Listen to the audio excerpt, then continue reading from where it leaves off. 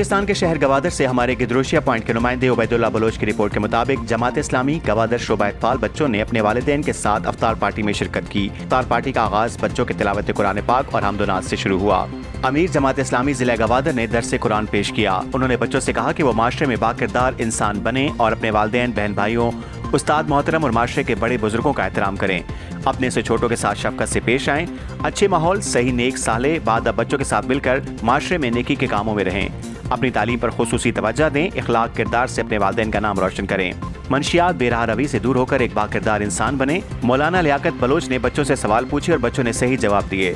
ایک ننھا منا بچے نے بہترین تقریر پیش کی جن کو نقد انعام دیے گئے۔ شعبہ اطفال جماعت اسلامی میں موجود والدین نے کہا کہ اس طرح کے پروگرام تربیت گاہ ہوتے ہیں، انہیں ہر وقت ہونا چاہیے تاکہ بچوں کی حوصلہ افزائی ہو۔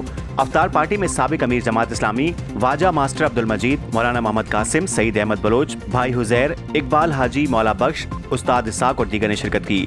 اسٹیٹ سیکریٹری کے فرائض جماعت اسلامی گوادر کے رہنما کونسلر شکیل کے ڈی نے ادا کیے۔ پروگرام افطار پارٹی دعا کے ساتھ اختتام ہوئی۔